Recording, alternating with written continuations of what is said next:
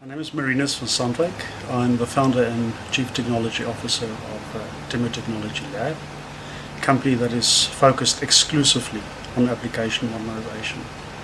And today is the first of a series of discussions that we will have on this very important subject. The first question in everybody's mind is, in all probability, what the heck is modernization and why is it so important?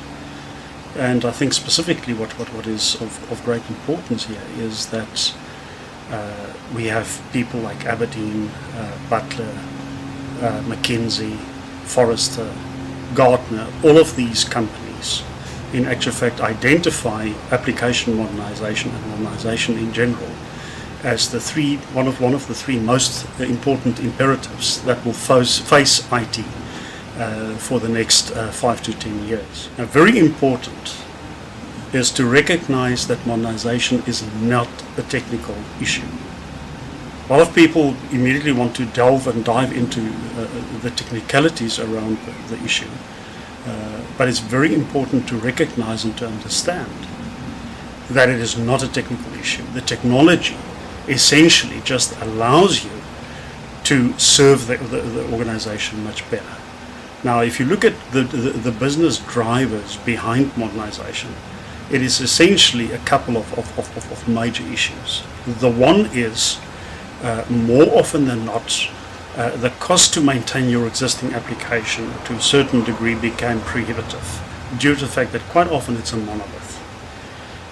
And as a result, the organization has great difficulty in responding in an agile fashion to any new changes in industry. And specifically today, for an organization to truly succeed, you've got to be very, very agile and be able to very nimbly adjust to changes in the way we do business.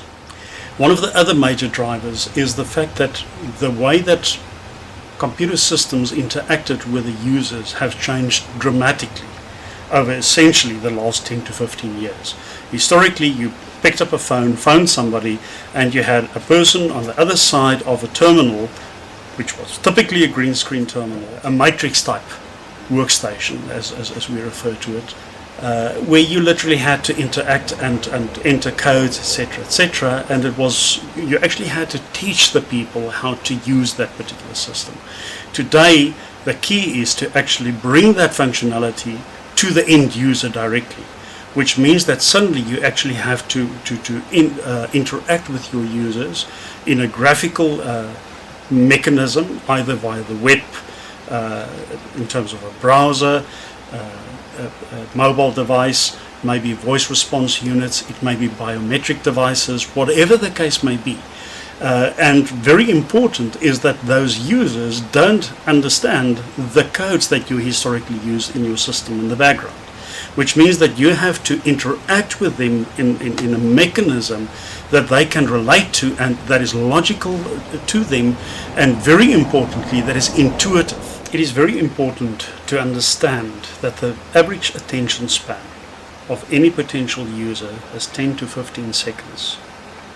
So if they hit your system and the experience that they have with your application is not immediately sensible to them, you've lost them. And nowadays it is so easy. There's a wealth of other organizations that do something similar to what you do, and if the experience they offer on their website or on their systems is better than what you offer, you're dead in the water. It is as simple as that. You've lost that user, and you've lost that user in all probability for life. To try and get them back is very, very difficult. So it's very important to understand that we really, the two main business drivers is, on the one side, the fact that the organization's got to be very agile, which means that you actually have to take this monolith that you have, break it up into much more functional little building blocks, so to speak, or components as we refer to it from an IT perspective. And secondly is the way that we interact with that system. Now, very important is also this notion that legacy is bad, which cannot be further from the truth. It is absolute hogwash. The issue here is that legacy which in any other terms, in actual fact, is a very good word. And I would suggest that you actually go and look at the definition and the meaning of that word. It means that you've got stability, you've got reliability, and a host of very, very good things that actually is part and parcel of that system. It is the fact that you have this perception that the fact that you actually interacting with that system in a green screen environment more often than not, that suddenly the system is old.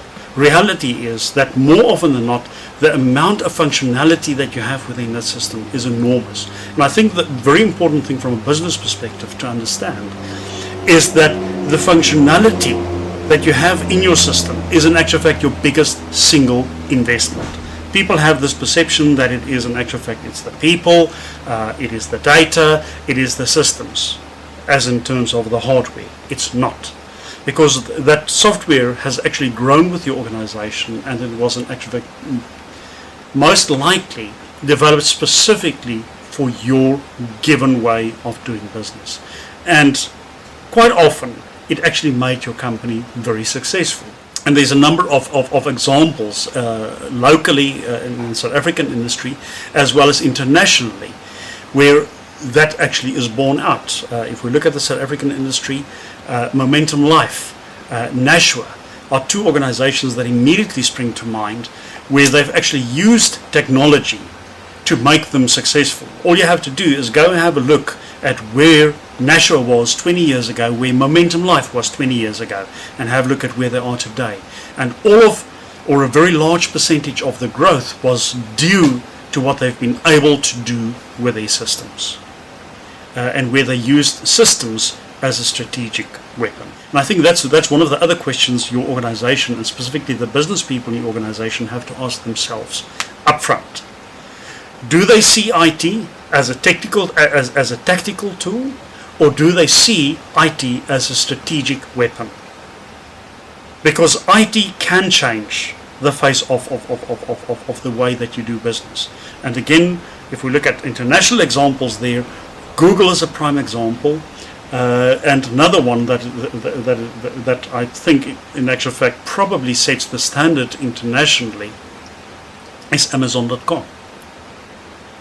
They've changed the way that we order essentially anything nowadays, and it really started only with books, DVDs and videos. Very important, the first question the organization has to ask themselves is, do they see themselves using IT as a strategic weapon, or do they really see it as a tactical mechanism just to adjust to changing requirements?